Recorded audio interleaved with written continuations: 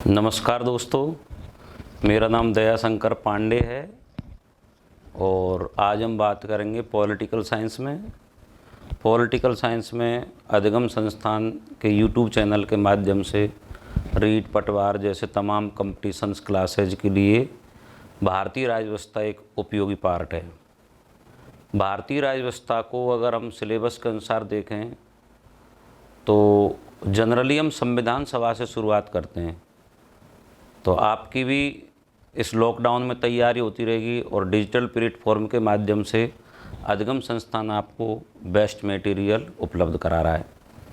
सबसे पहले हम बात करेंगे आज संविधान सभा को लेकर के। संविधान सभा के बाद में भारतीय संविधान की विशेषताओं की बात करेंगे। इसके बाद में हम संविधान की प्रस्तावना की बात करेंगे, मूल अधिकारों की बात करेंगे, राज्य के नीति निर्देशक तत्वों की बात करेंगे, मूल कर्तव्यों की बात करेंगे, राष्ट्रपति, प्रधानमंत्री, मंत्रिपरिषद, संसद अर्थात राज्यसभा, लोकसभा, चूँकि तीसरा एक पार्ट राष्ट्रपति भी है तो संसद की बात करेंगे, जिसमें राष्ट्रपति, राज्यसभा, लोकसभा तीनों आते हैं। संसद के 3 अंग और 2 सदन हैं। इसके बाद में फिर हम बात करेंगे सुप्रीम कोर्ट की। इस तरीके से संघ सरकार के 3 अंग हैं, विधानमंडल, कार्यपालिका, न्यायपालिका, तीनों हो जाएंगे। इसके बाद में फिर रीट के सिलेबस में, पटवार के सिलेबस में राज्य सरकार की भी उपयोगिता है। राज्य सरकार में जैसे केंद्र में राष्ट्रपति की जगह पर राज्य में राज्यपाल हो जाएगा, केंद्र में प्रधानमंत्री के तो राज्य में मुख्यमंत्री हो जाएगा, केंद्र में सुप्रीम कोर्ट है तो राज्य में हाई कोर्ट हो जाएगा। पंचायती राज और नगरीय स्थानीय शासन, जिसे आप जिला सरकार कहते हो, स्थानीय स्वशासन कहते हैं, उसकी चर्चा करेंगे। इसके बाद में फिर एक टॉपिक चलता है सोशल जस्टिस, सामाजिक न्याय। ये भी एक रीट में बहुत इंपॉर्टेंट पोर्शन है सामाजिक न्याय का, इस पर चर्चा करेंगे। तो ये आपका लगभग मैंने कंप्लीट सिलेबस की बात कर ली, यही आपका सिलेबस है। तो सबसे पहले आज हम बात करेंगे संविधान सभा से। तो हम मेन जो हेडिंग लगा रहे हैं वो लगा रहे हैं संविधान सभा का गठन, संविधान सभा का गठन और संविधान का निर्माण, ये अपना मेन टॉपिक रहेगा। देखो दोस्तों, 2 शब्द हैं इसमें, एक संविधान सभा और एक संविधान। बेसिकली हम कंपटीशन बोलते हुए कॉन्स्टिट्यूशन पढ़ रहे हैं, संविधान पढ़ रहे हैं। 2 शब्द हैं इसमें, संविधान क्या है और संविधान सभा क्या है। अगर हम क्रम की बात करें तो सबसे पहले संविधान सभा आएगी, और संविधान सभा वह संस्था है जिसका एक ही काम होता है, संविधान बनाना। अगर आपसे कोई जनरली पूछे संविधान सभा की मांग सबसे पहले कब आई, तो पूरी दुनिया में संविधान सभा की मांग जो की थी वो तो इंग्लैंड के हेनरी मैन ने की थी।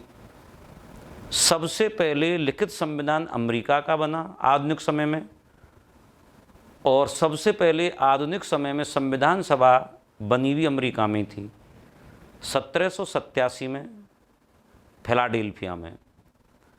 भारत में संविधान सभा की जो मांग होती है वो 1895 से होती है। सबसे पहले तिलक लगाओ, कोई भी शुभ काम करते हैं तो हम तिलक लगाते हैं। अगर हम ये कहें 19वीं शताब्दी के अंत में संविधान सभा की जो मांग की वो तिलक के द्वारा की गई थी। इन्होंने एक विधेयक प्रस्तुत किया था, स्वराज्य विधेयक, स्वराज्य बिल, स्वराज्य बिल, स्वराज्य विधेयक। इसमें सबसे पहली बार संविधान सभा की मांग हुई थी और उन्होंने कहा था एक संविधान होना ही चाहिए हमें। यहाँ पर संविधान सभा और संविधान के दर्शन होते हैं तिलक के माध्यम से। बात है संविधान सभा क्या है और संविधान क्या है। तो संविधान सभा उन लोगों का समूह जो कानून के विशेषज्ञ हैं और जिनका एक ही उद्देश्य होता है उस देश का संविधान बनाना। अब बात है, सबसे पहले दुनिया में हेनरी मैन ने मांग की संविधान सभा की। सबसे पहले 1787 में संविधान सभा अमेरिका में बनी और 1789 में अमेरिका का संविधान बनकर लागू हुआ, 1789 में। भारत में संविधान सभा की मांग और संविधान की मांग सबसे पहले तिलक के द्वारा की गई थी स्वराज्य विधेयक में 1895 में। तिलक के बाद महात्मा लोग तिलक लगाते हैं। 1922 में महात्मा गांधी ने कहा था कि एक संविधान सभा होगी, लेकिन ये जो संविधान सभा होगी वो ऐसी होगी जो भारतीयों की इच्छा अनुसार संविधान बनाएगी, भारतीयों की इच्छा अनुसार संविधान बनाए। अब देखिए, भारतीयों की इच्छा अनुसार संविधान बनाए तो आपको पता है गांधी जी ने 1920 में असहयोग आंदोलन शुरू किया था, 1 वर्ष में स्वराज्य का नारा दिया था, यानी हमें 1 वर्ष के भीतर दुष्टों के शासन से मुक्ति प्राप्त करनी, अंग्रेजों को दुष्टों का शासन कहा था, और 1 वर्ष में स्वराज्य का नारा दिया था 1920 में असहयोग आंदोलन में। लेकिन आपको पता है कि चोरी चोरा कांड हो जाता है 1922 में, और उसके बाद में गांधी जी को फरवरी 1922 में अरेस्ट कर लिया जाता है।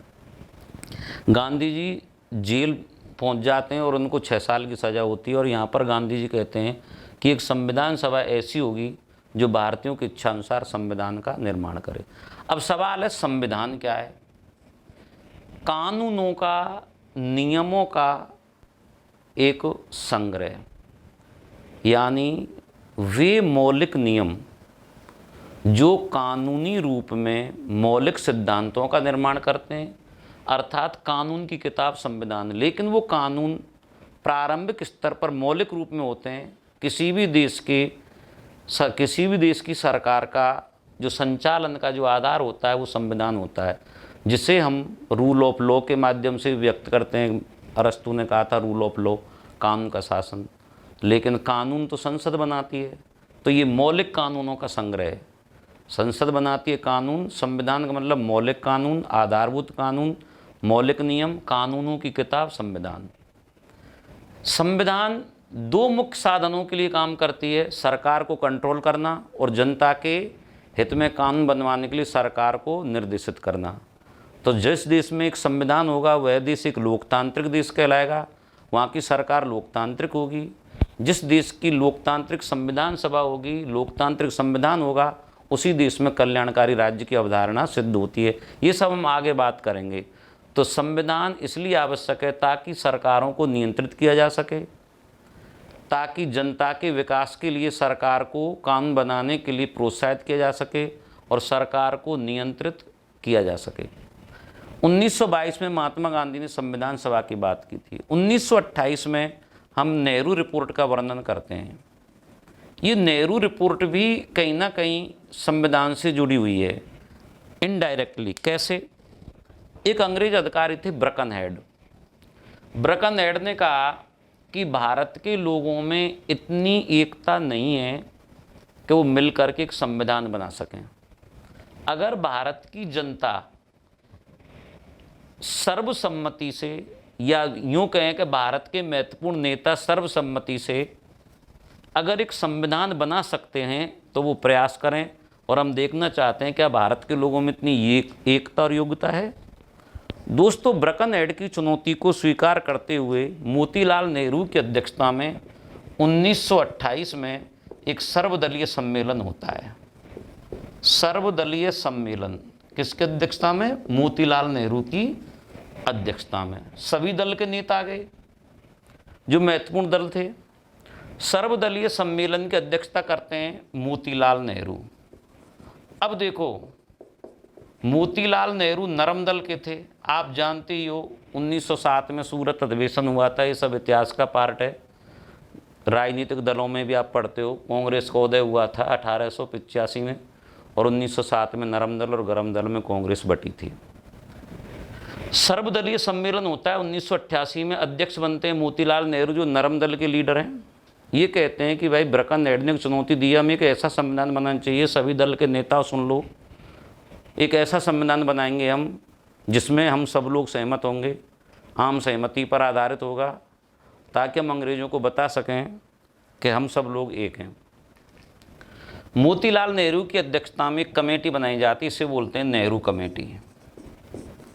मोतीलाल नेहरू, ये 8 सदस्यीय कमेटी बनती है, नेहरू कमेटी। अध्यक्ष हो गए, इसकी अध्यक्षता भी मोतीलाल नेहरू करते हैं। नेहरू कमेटी में मुस्लिम लीग के मेंबर थे। नेहरू कमेटी के सचिव बनाए गए थे जवाहरलाल नेहरू।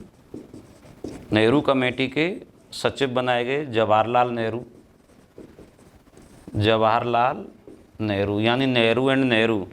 अध्यक्ष हो गए मोतीलाल नेहरू, सचिव हो गए जवाहरलाल नेहरू। इसमें सुभाष चंद्र बोस भी थे, तेज बहादुर सप्रू ये नरम दल के हैं, और M.R. जयकर मुस्लिम लीग के मेंबर थे इसमें। दोस्तों नरम दल, गरम दल, मुस्लिम लीग सभी तरीके के लोगों का एक इसमें समन्वित प्रयास था नेहरू कमेटी में, और एक संविधान बनाने की कोशिश की गई।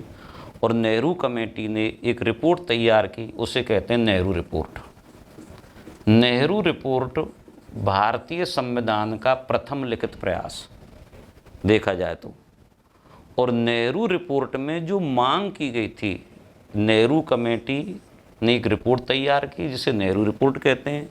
और नेहरू कमेटी में जो संविधान बनाया गया उसे डोमिनियन स्टेट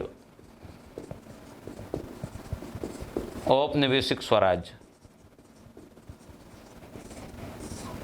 के लिए प्रस्तुत किया कि हमें एक ऐसा संविधान चाहिए, हमें डोमिनियन स्टेट चाहिए, भारत को औपनिवेशिक राज्य का दर्जा मिले, हमें पूर्ण आज़ादी नहीं चाहिए। नेहरू रिपोर्ट भारत की तरफ से लिखित संविधान का प्रथम प्रयास था जिसमें मूल अधिकार थे। 19 मूल अधिकारों की बात की गई थी नेहरू रिपोर्ट में। नेहरू रिपोर्ट में डोमिनियन स्टेट औपनिवेशिक स्वराज्य की मांग की गई थी, जिसका अर्थ है कि अंततः अंग्रेज सर्वोच्च और आंतरिक मामलों में भारत के नेताओं को, भारत की जनता को आज़ादी मिलनी चाहिए, लेकिन अंतर्राष्ट्रीय स्तर पर संप्रभु शक्ति अंग्रेजों के हाथ में रहेगी।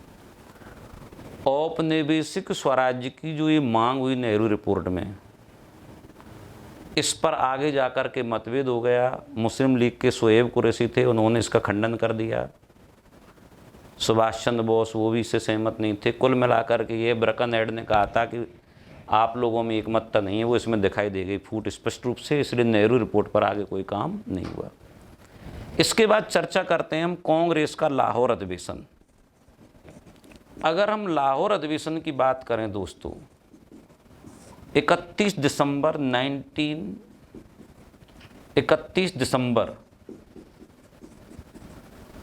1929 ये लाहौर अधिवेशन की बात कर रहे हैं हम दोस्तों।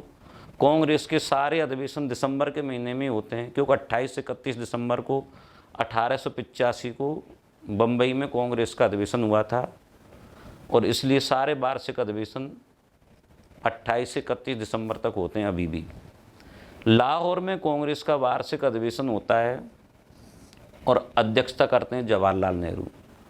और जवाहरलाल नेहरू यहाँ पर कहते हैं कि मुझे औपनिवेशिक स्वराज्य नहीं, अध्यक्ष, लाहौर अधिवेशन के अध्यक्ष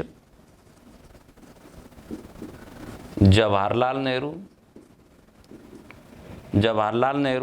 और जवाहरलाल नेहरू ने यहाँ कहा कि मेरा उद्देश्य पूर्ण स्वराज्य, और पूर्ण स्वराज्य का मतलब होता है आज़ादी। जब तक हमें आज़ादी नहीं मिल जाएगी तब तक प्रत्येक 26 जनवरी को स्वतंत्रता दिवस के रूप में मनाया जाएगा। जवाहरलाल नेहरू की अध्यक्षता में वार्षिक अधिवेशन जो हुआ 31 दिसंबर 1929 को, जवाहरलाल नेहरू ने अध्यक्षीय भाषण दिया और अध्यक्षीय भाषण में पूर्ण स्वराज्य की मांग की।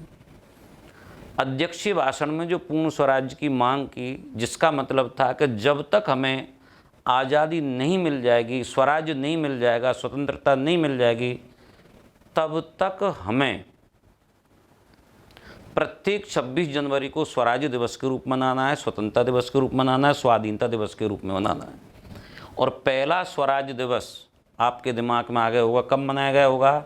26 जनवरी 1930 को। यही वजह है कि पहला स्वतंत्रता दिवस, पहला स्वाधीनता दिवस, पहला स्वराज्य दिवस कब मनाया गया? 26 जनवरी 1930, और ये हो गई 26 जनवरी। तो 26 जनवरी 1930 को पहला स्वतंत्रता दिवस मनाया गया, और 1947 तक स्वतंत्रता दिवस इसी तारीख को मनता रहा। 1947 तक 26 जनवरी को ये स्वतंत्रता दिवस मनता रहा। अब सवाल ये है दोस्तों, वर्तमान में स्वतंत्रता दिवस मनता है 15 अगस्त को।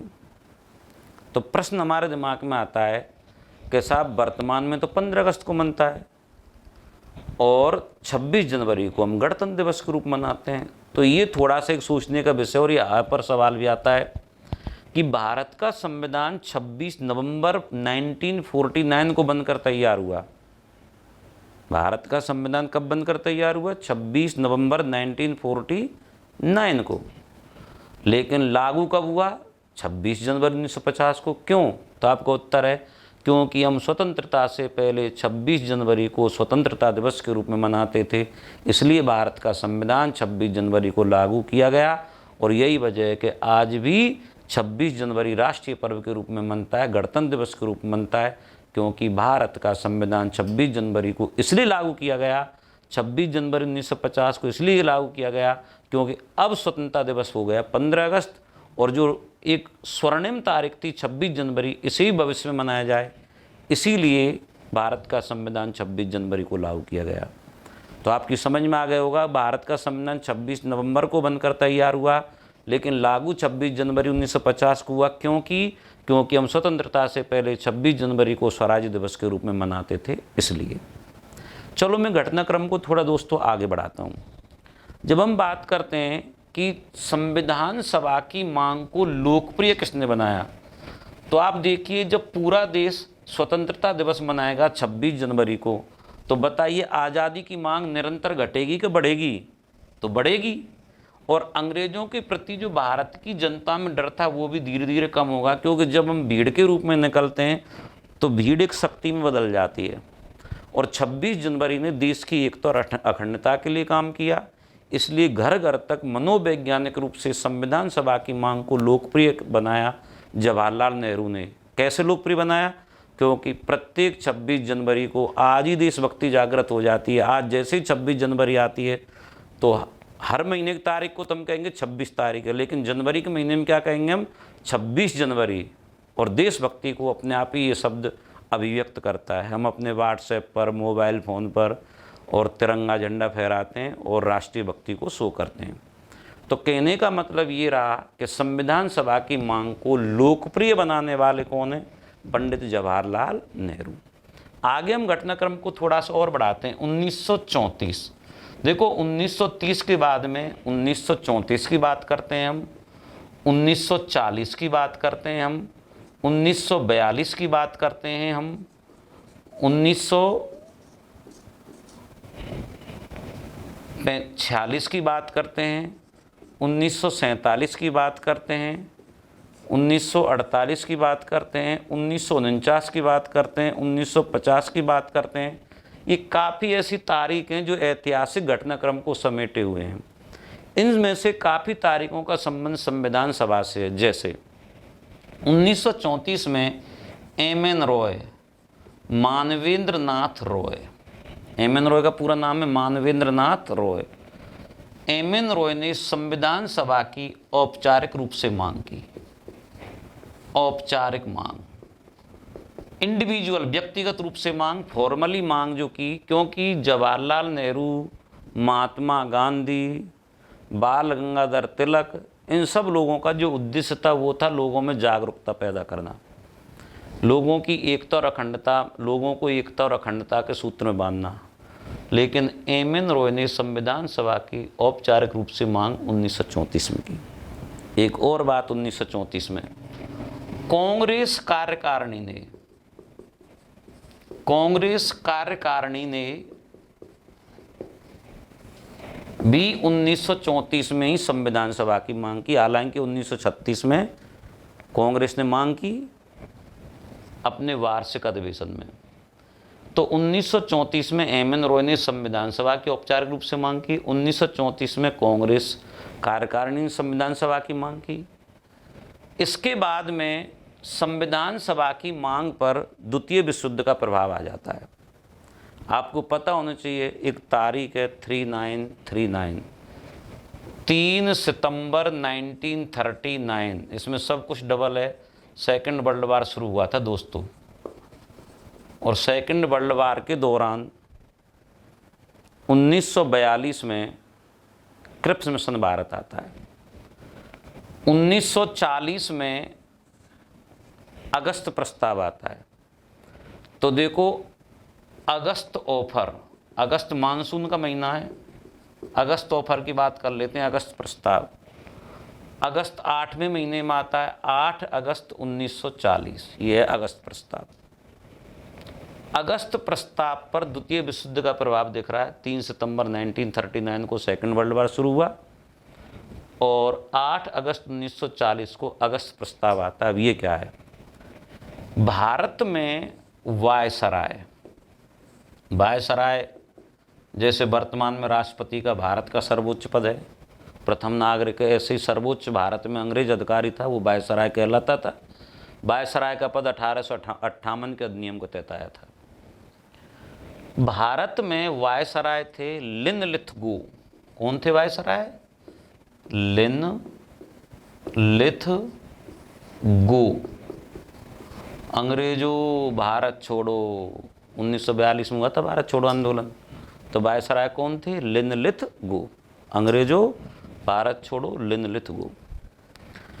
वायसराय लिनलिथगो ने 8 अगस्त 1940 को अगस्त प्रस्ताव दिया। अगस्त प्रस्ताव में ये कहा गया, डायरेक्ट तो नहीं, इनडायरेक्टली, कि भाई अगस्त प्रस्ताव में जो प्रमुख प्रावधान था वो ये कहा गया कि हम भारतीयों को संविधान सभा देंगे, भारत की जनता को इस द्वितीय विश्व युद्ध में अंग्रेज़ों का सहयोग करना चाहिए, और ये जो संविधान सभा होगी वो वयस्क मताधिकार के आधार पर ही बनेगी।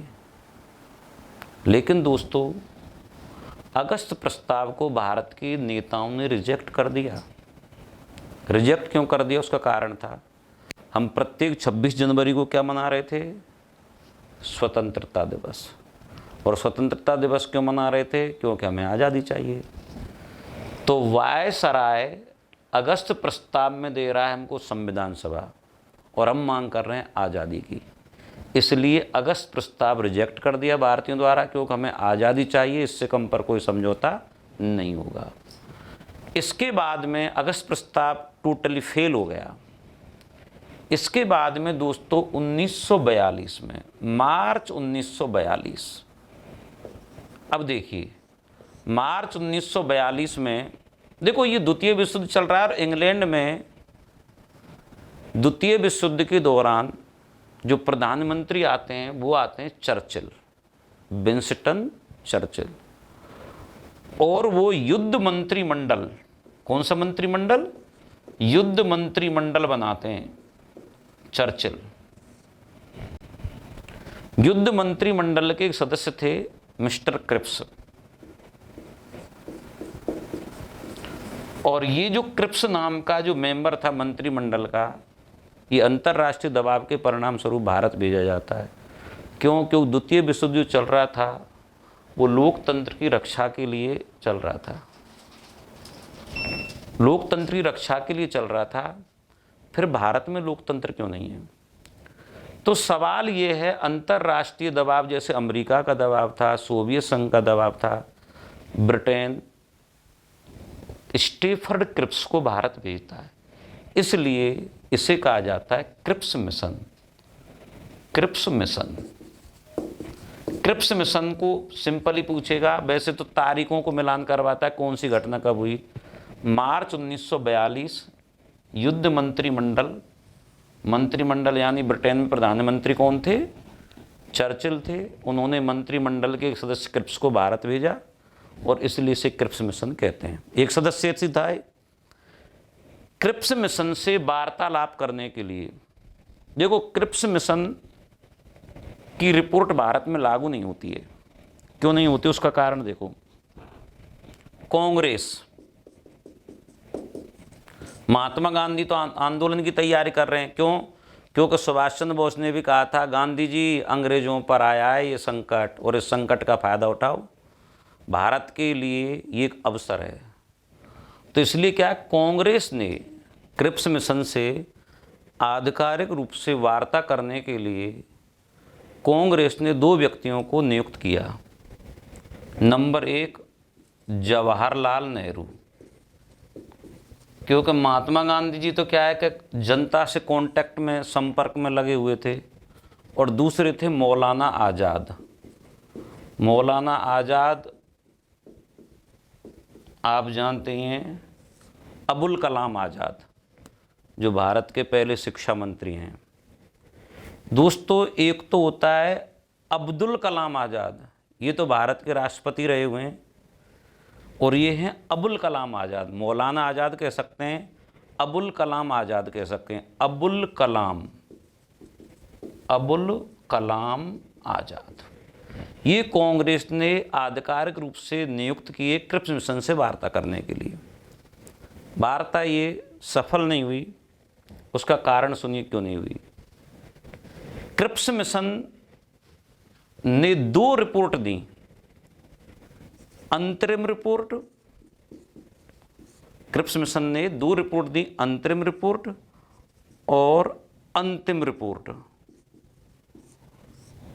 और क्रिप्स मिशन ने कहा कि हम आपको जो संविधान सभा देंगे युद्ध के बाद उस पर क्रियान्वयन किया जाएगा, यानी सिर्फ इसमें आश्वासन दिया जा रहा था।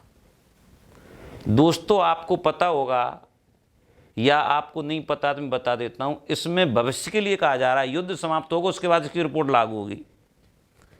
अगर आपको पैसे की ज़रूरत है और मैं आपको सन 2021 का चेक बनाकर दे दूं, तो बैंक की भाषा में उसे पोस्ट डेटेड चेक कहते हैं।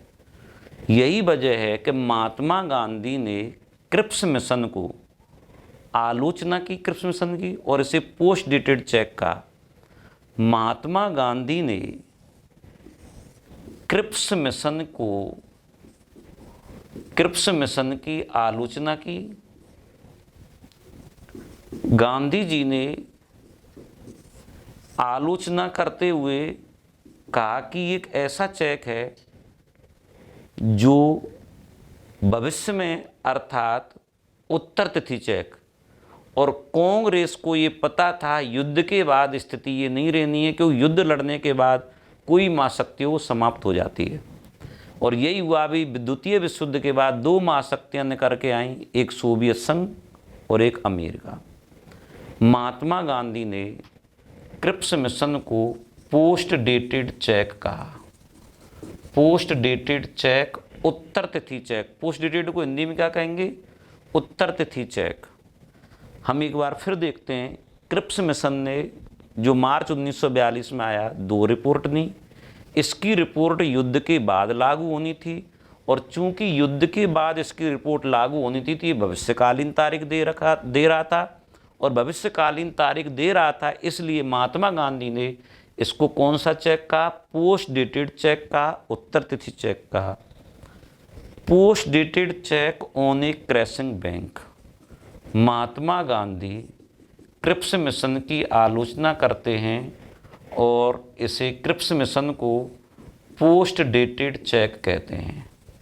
दोस्तों, ये वैसे तो बहुत महत्वपूर्ण कथन है, क्योंकि महात्मा गांधी दुनिया भर के कंपटीशंस में आता है पूरे वर्ल्ड में, और क्रिप्स मिशन की ये बहुत एक सामान्य सी आलोचना है, क्योंकि इसका सीधा सा संबंध है कि इसकी रिपोर्ट बाद में लागू होनी थी, ना कि युद्ध के दौरान ही लागू होनी थी। इसलिए इसे पोस्ट डेटेड चेक का महात्मा गांधी ने। इसके बाद क्रिप्स मिशन टोटली फेल हो गया, युद्ध भी समाप्त हो जाता है, और 1945 में इंग्लैंड में होते हैं इलेक्शन। 1945 में जब इंग्लैंड में चुनाव होते हैं, तो इंग्लैंड में आपको पता है अमेरिका में 2 दलीय व्यवस्था है, मॉडल देश कहलाता है अमेरिका 2 दलीय व्यवस्था का, अर्थात एक दल सत्ता में होता है और एक दल विपक्ष में होता है। ब्रिटेन भी 2 दलीय व्यवस्था का ही उदाहरण है, हमेशा एक दल सत्ता में रहता है तो दूसरा दल विपक्ष में रहता है। भारत बहुदलीय व्यवस्था का उदाहरण है, फ्रांस बहुदलीय व्यवस्था का उदाहरण है, अर्थात जहाँ 2 से ज़्यादा दलों का वर्चस्व प्रभाव है वो बहुदलीय व्यवस्था कहलाती है। ऐसे ही इजराइल बहुदलीय व्यवस्था का उदाहरण है, जर्मनी बहुदलीय व्यवस्था का उदाहरण है, इटली बहुदलीय व्यवस्था का उदाहरण है, लेकिन बहुदलीय व्यवस्था का मॉडल देश है फ्रांस। भारत नहीं है मॉडल देश है फ्रांस। आगे हम बात करते हैं, इंग्लैंड में एक 3 अक्षर की पार्टी है, लेबर पार्टी। इसके नेता 3 अक्षर के हैं, एटली। ये 1945 में हाउस ऑफ कॉमन के इलेक्शन हो रहे हैं। कॉमन हाउस बोलते हो आप, जैसे हमारे यहाँ लोकसभा है वैसे वहाँ हाउस ऑफ कॉमन है निम्न सदन, और उस सदन लॉर्ड सभा है, और वहाँ की संसद को कहते हैं पार्लियामेंट। हमारे यहाँ पर मोदी जी प्रचार करते हैं कि हम ये करेंगे वो करेंगे, इसको बोलते हैं इलेक्शन मैनिफेस्टो, चुनावी घोषणा पत्र की चीज़ें बताई जाती हैं कि हमारी पार्टी ये करेगी वो करेगी। ऐसे ही इटली ने इलेक्शन मैनिफेस्टो में अपने चुनावी घोषणा पत्र में कह दिया कि यदि ब्रिटेन में हमारी सरकार बनी तो हम भारत को आज़ादी दे देंगे। ये उन्होंने कह दिया था इलेक्शन के टाइम पे। अब जब दोस्तों इलेक्शन हुए तो बहुमत मिला लेबर पार्टी को। जैसे हमारे यहाँ पर सत्ता के केंद्र बिंदु थे 1947 में जवाहरलाल नेहरू और सरदार वल्लभ भाई पटेल, ऐसे यहाँ पर भी सत्ता के दो केंद्र बिंदु थे, इटली और हेराल्ड लास्की। लास्ट में लास्की ने प्रधानमंत्री के रूप में इटली को स्थापित करवाया था। हमारे यहाँ पर गांधी जी का आशीर्वाद से जवाहरलाल नेहरू प्रधानमंत्री बने थे, और बाद में फिर आपको पता है पटेल साहब वृद्ध थे तो उनका निधन हो गया 1950 में, और फिर इसके बाद में जवाहरलाल नेहरू ने अपनी योग्यता और क्षमता के दम पर 17 वर्ष प्रधानमंत्री के रूप में 1964 तक, 64 में उनका निधन हो गया, वो प्रधानमंत्री रहे थे। तो जाहिर सी बात है जवाहरलाल नेहरू को महात्मा गांधी के आशीर्वाद से प्रधानमंत्री का पद मिला था, लेकिन भविष्य में वो कंटिन्यू रहे अपनी योग्यता और क्षमता के दम पर। लेबर पार्टी के प्रधानमंत्री इटली बन गए, और इटली ने अपने 3 मंत्री भारत भेजे। वायदा किया है तो निभाना पड़ेगा। 3 मंत्री भारत भेजे, और मंत्रियों का योग क्या कहलाता है दोस्तों? कैबिनेट।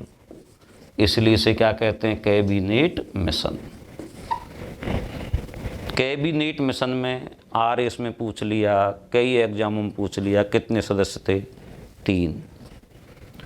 तीनों सदस्यों के नाम पूछ लेगा।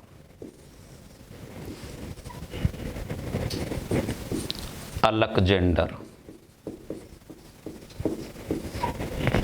Lawrence, Cripps. कुछ समझ में आया दोस्तों? अगर इसको सूत्र में लगाना है आ, ला और का, तो अल की हो गया अलेक्जेंडर, लॉरेंस और क्रिप्स। दोस्तों अलेक्जेंडर नौसेना प्रमुख, नौसेना के हेड थे। लॉरेंस भारत सचिव थे। ये भारत सचिव, भारत मंत्री इंग्लैंड में ही होते थे दोनों पद। और ये क्रिप्स व्यापार बोर्ड के चेयरमैन थे। व्यापार बोर्ड के चेयरमैन थे। ये 3 सदस्यीय कैबिनेट मिशन भारत आता है मार्च 1946 में। मार्च 1946 में कैबिनेट मिशन भारत आए। कैबिनेट मिशन के 3 सदस्य, तीनों सदस्यों का नाम पूछ लेगा। कई बार पूछ लेता है कैबिनेट मिशन का अध्यक्ष कौन थे, तो देखो इनका नाम था पैथिक लॉरेंस, पी लॉरेंस, पीला, तो आप कह सकते हो प्रेसिडेंट लॉरेंस। तो ये अध्यक्ष भी थे। लॉरेंस क्या थे? इसके कैबिनेट मिशन के अध्यक्ष भी थे। तो ये अध्यक्ष सदस्य हो गए। दोस्तों हम यहाँ पर जब बात करते हैं कैबिनेट मिशन की, बहुत ही महत्वपूर्ण सवाल बनते हैं। भारत की संविधान सभा किसकी सिफारिश पर बनी? आपका आंसर आएगा कैबिनेट मिशन। कैबिनेट मिशन इसे क्यों कहते हैं? क्योंकि इसमें 3 मंत्री सदस्य हैं। भारत की स्वतंत्रता के समय ब्रिटेन के प्रधानमंत्री कौन थे? इटली। द्वितीय विश्व युद्ध के दौरान द्वितीय विश्व युद्ध के दौरान भारत में जो वायसराय थे वो थे लिनलिथगो। हम बात करते हैं द्वितीय विश्व युद्ध के दौरान इंग्लैंड के प्रधानमंत्री कौन थे? चर्चिल। भारत की स्वतंत्रता के समय प्रधानमंत्री कौन थे? इटली। अब यहाँ पर सवाल है कैबिनेट मिशन की रिपोर्ट कब आई? तो कैबिनेट मिशन की रिपोर्ट प्रकाशित हुई 16 मई 1946 को। तो अब हम बात करेंगे कैबिनेट मिशन की रिपोर्ट की, क्योंकि जो भारत की संविधान सभा बनी है वो कैबिनेट मिशन की सिफारिश पर बनी है दोस्तों। और अब इसकी जो रिपोर्ट है वो बहुत मायने रखती है। सबसे ज़्यादा जो सवाल आते हैं वो कैबिनेट मिशन की रिपोर्ट में से ही आते हैं। अगर आपने संविधान सभा में लेटेस्ट जो सवाल आया है, लास्ट जो RS प्रीलिम्स हुआ है उसमें सवाल आया है, इससे पहले IAS में आया है, जो 2018 में जो एग्ज़ाम हुआ RS प्री का, उसमें कैबिनेट मिशन की रिपोर्ट ही आई है। देखते हैं साहब कैबिनेट मिशन की रिपोर्ट क्या है। इन्होंने कहा कैबिनेट मिशन की रिपोर्ट आई पहले तो मई 1946 में रिपोर्ट प्रकाशित, रिपोर्ट आ गई और कैबिनेट मिशन ने ये कहा साफ साफ कि जो भारत की जो संविधान सभा है उसका गठन किया जाएगा। पहली रिपोर्ट, भारत में संविधान सभा का गठन होगा। इन्होंने पहली बात ये कही, यानी इट इज फाइनल, संविधान सभा का गठन होगा। भारत की संविधान सभा किसकी सिफारिश पर बनी है? Cabinet mission. नंबर 2, इस संविधान सभा में जो सदस्य होंगे 389। दोस्तों, राजस्थान में 33 जिले और 25 लोकसभा क्षेत्र हैं, तो इसका मतलब जयपुर से तो 2 सदस्य जाते हैं लोकसभा के, तो इसका आधार है जनसंख्या। इसमें ये कहा गया 10 लाख की जनसंख्या पर एक सदस्य का प्रावधान रहेगा। ये इन्होंने भौगोलिक और जनसंख्या का डिवीजन किया। रिपोर्ट नंबर 3, पूरा भारत 3 भागों में डिवाइड था, प्रांतों में, रियासतों में और चीफ कमिश्नर क्षेत्रों में, CCR। प्रांतों से कितने सदस्य जाएंगे? 292। रियासतों से कितने सदस्य जाएंगे? 93। CCR 4, योग कर देंगे इनका, 292 + 93 + 4, योग करेंगे उत्तर आएगा 389। जब हम बात करते हैं दोस्तों संविधान सभा को लेकर के कि संविधान सभा में कुल कितने सदस्य थे, तो प्रांतों से 292, रियासतों से 93, CCR से 4। आप देखिए कि यहाँ तो राजाशाही है, यहाँ पर प्रांतों में होती हैं विधानसभाएं और यहाँ पर चीफ कमिश्नर क्षेत्र, यहाँ पर भी विधानसभाएं थी। 4 है CCR से, तो CCR को याद करने का सूत्र भी है, CCR चीफ कमिश्नर क्षेत्र से कितने जाएंगे? 4, ABCD। A का मतलब अजमेर मीरवाड़ा चीफ कमिश्नर क्षेत्र, B का मतलब बलूचिस्तान चीफ कमिश्नर क्षेत्र, अभी तो ये पाकिस्तान में। C का मतलब कुर्ग कर्नाटक में है, कर्नाटक ये बंगलौर के पास में ही है कुर्ग। और D का मतलब दिल्ली, यानी दिल्ली पहले भी राज्य नहीं था और दिल्ली आज भी राज्य नहीं है। तो CCR 4 कहाँ से? ABCD, A for Ajmer, B for Balochistan, C for Coorg, D for Delhi. यहाँ पर दोस्तों हम बात करते हैं, चलो ये तो हो गए प्रांत। उस टाइम पर 11 थे, 11 प्रांत थे और 11 प्रांतों से कितने सदस्य जाते थे? 292। वही जैसे अभी वर्तमान में यूपी से सबसे ज़्यादा जाते हैं, उस टाइम पर यूपी तो थी नहीं, उस टाइम पर संयुक्त प्रांत था, उत्तर पश्चिम सीमा प्रांत था, सिंध प्रांत था, मध्य प्रांत था, ये इस तरीके से प्रांत थे, बंगाल था। तो ये जो प्रांत थे, मद्रास प्रांत था, बम्बई प्रांत होता था। बम्बई तो अब तो शहर भी है, जैसे आप मुंबई कहते हो, आपको पता होना चाहिए 1960 में बम्बई का नाम महाराष्ट्र हुआ है, जब गुजरात अलग से बना दिया। तो यहाँ पर ये डिसाइड किया गया कि प्रांतों से 292, रियासतों से 93 और चीफ कमिश्नर क्षेत्र से 4, 600 रियासतों से हैं। और आपको पता है 1947 में जब भारत आज़ाद हो गया तो रियासतें कुछ पाकिस्तान में चली गई और कुछ भारत में रह गई, वो एक अलग स्थिति है। यानी आज़ादी से पहले संविधान सभा की सदस्य संख्या इतनी थी, तो आज़ादी के बाद जब पाकिस्तान बन जाएगा तो सदस्य संख्या ऑटोमेटिक कम रह जाएगी। दोस्तों रिपोर्ट नंबर थी ये, पहली रिपोर्ट संविधान सभा गठन होगा, दूसरी रिपोर्ट संविधान सभा की सदस्य संख्या 389 होगी और तीसरी रिपोर्ट है वो है संविधान सभा में प्रांतों से 292 सदस्य जाएंगे, रियासतों से 93 जाएंगे, चीफ कमिश्नर क्षेत्र से 4 जाएंगे। जो चौथी जो रिपोर्ट है वो इस तरीके से आप देखिए दोस्तों कि संविधान सभा के लिए अगर जनता वोट डालती तो वयस्क मताधिकार, अगर जनता वोट नहीं डाले और चुनाव हो या जनप्रतिनिधि वोट डालें तो उसे बोलते हैं अप्रत्यक्ष चुनाव। तो संविधान सभा के 292 और 4 296 सदस्य तो रहेंगे निर्वाचित, और जो 93 सदस्य हैं इनको राजा मनोनीत करेंगे। राजा क्या करेंगे? इनको मनोनीत। तो इस तरीके से 296 और 93 हो गए 389। घटनाक्रम को हम आगे बढ़ाते हैं। संविधान सभा का जो चुनाव हुआ उसमें जनता ने भाग नहीं लिया, बल्कि जो प्रांतों में और चीफ कमिश्नर क्षेत्रों में जो विधानसभाएं थीं, विधानसभा सदस्यों ने भाग लिया। इसका मतलब संविधान सभा का चुनाव प्रत्यक्ष नहीं बल्कि अप्रत्यक्ष रूप से हुआ। तो रिपोर्ट नंबर 4 को ही अगर हम आगे देखें तो 296 सदस्य ये निर्वाचित सदस्य होंगे, 296 निर्वाचित विधानसभा के सदस्यों द्वारा, विधानसभा सदस्यों द्वारा। अच्छा, ये विधानसभा सदस्यों को और क्या क्या कहते हैं हम? जैसे राजस्थान की विधानसभा कहाँ पर है? जयपुर में। विधानसभा के सदस्य कितने? 200। तो जैसे राजस्थान की जो विधानसभा सदस्य हैं वो वोटिंग में भाग लेंगे, ना कि जनता भाग लेगी। विधानसभा सदस्यों को कौन वोट डालती है? जनता। तो विधानसभा सदस्यों का चुनाव जनता ने किया और जनता के द्वारा 296 सदस्यों का चुनाव किया गया। इसलिए संविधान सभा का चुनाव प्रत्यक्ष हुआ कि अप्रत्यक्ष? अप्रत्यक्ष। जनता ने वोट डाला है, विधानसभा सदस्यों ने, तो विधानसभा सदस्यों ने। और इसी में पूछा जाता है निर्वाचन पद्धति।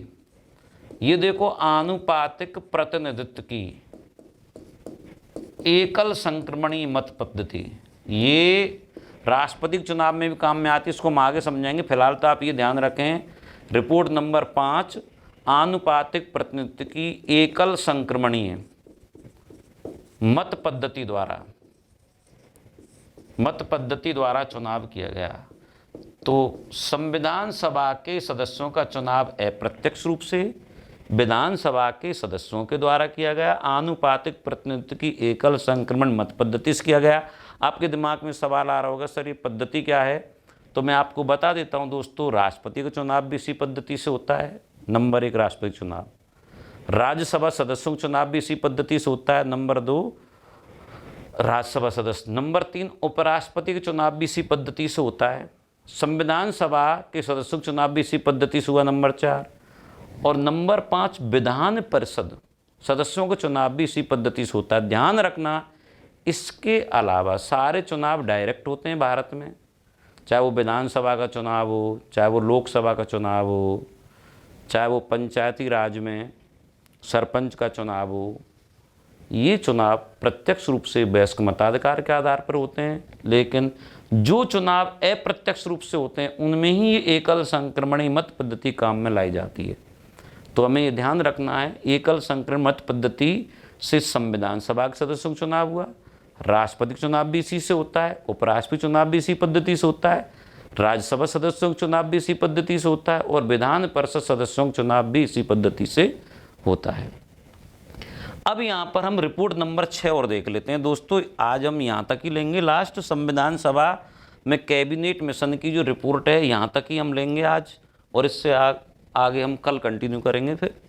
तो देखिए नंबर 6, रिपोर्ट नंबर 6 में हम देखते हैं कि संविधान सभा के 93 सदस्य, याद है देशी रियासतों से, ये रियासतों से जाएंगे 93 सदस्य रियासतों से, और इनको जो वोट डालेंगे वो तो विधानसभा सदस्य डालते, लेकिन यहाँ तो विधानसभा है नहीं, इन्हें राजा मनोनीत करेंगे। राजा क्या करें? मनोनीत करें। अच्छा, अब आप सोच रहे होंगे सर हमें तो यही नहीं पता मनोनीत और चुनाव में, निर्वाचन में क्या अंतर होता है। तो देखो, मनोनीत का मतलब ये होता है जो चुनाव नहीं लड़ेंगे, अपनी मर्जी से प्रतिनिधियों का नामांकन होगा, मनोनयन होगा, राजा अपने जितने भी योग्य लोग हैं अपने हिसाब से उसको मनोनीत कर देंगे। जैसे मैं राजस्थान से बात करूं तो राजस्थान में तो रियासतें थी। राजस्थान में जयपुर की जनसंख्या सबसे ज़्यादा थी, तो राजस्थान से संविधान सभा में 12 सदस्य गए थे, जिसमें अजमेर मेरवाड़ा से तो निर्वाचित हो जाएगा और बाकी तो मनोनीति गए थे। माध्यमिक शिक्षा बोर्ड कहता है राजस्थान से 14 सदस्य गए थे, तो 14 गए थे तो एक अजमेर से, बाकी मनोनीत। तो कहने का मतलब ये भी एक विरोधाभासी है। नेशनल लेवल की बुक कहती है राजस्थान से 12 सदस्य गए, राजस्थान माध्यमिक शिक्षा बोर्ड कहता है 14 सदस्य गए। 14 और 12 दोनों आ जाएं तो आपको 14 ही करना है।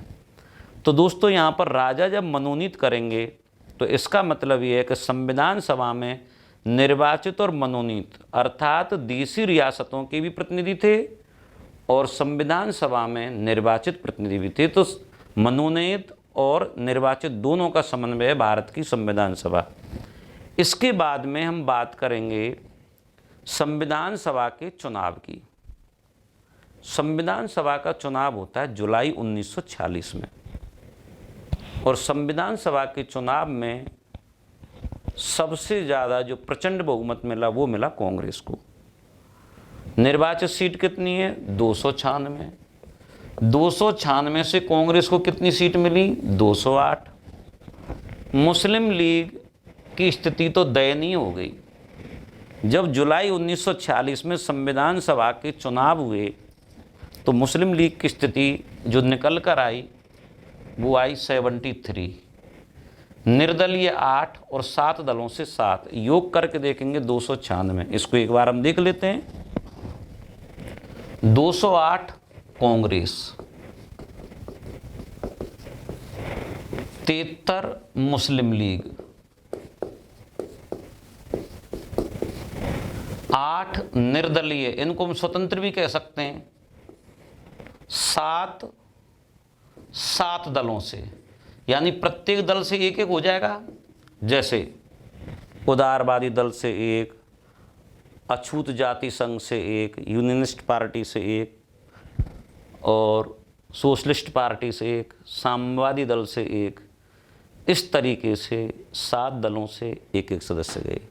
आपको याद रखना है मुस्लिम लीग से 73, कांग्रेस से 208 और 8 से 8, 8 के बाद 7। दोस्तों मुस्लिम लीग ने 9 दिसंबर 1946 को जब संविधान सभा की पहली बैठक हुई उसका बहिष्कार किया, जबकि संविधान सभा के चुनाव में भाग लिया। उसका कारण है मुस्लिम लीग की सदस्य संख्या बहुत कम थी। अगर मुस्लिम लीग का आंकड़ा ये होता तो फिर तो उसकी मौज हो जाती, क्योंकि वही संविधान बनाती, उसी की मनमर्जी होती, उसी के प्रधानमंत्री होते आने वाले टाइम में। यही वजह है कि मुस्लिम लीग ने संविधान सभा की पहली बैठक का बहिष्कार किया जो 9 दिसंबर 1946 को दिल्ली में हुई थी। Thank you very much. धन्यवाद।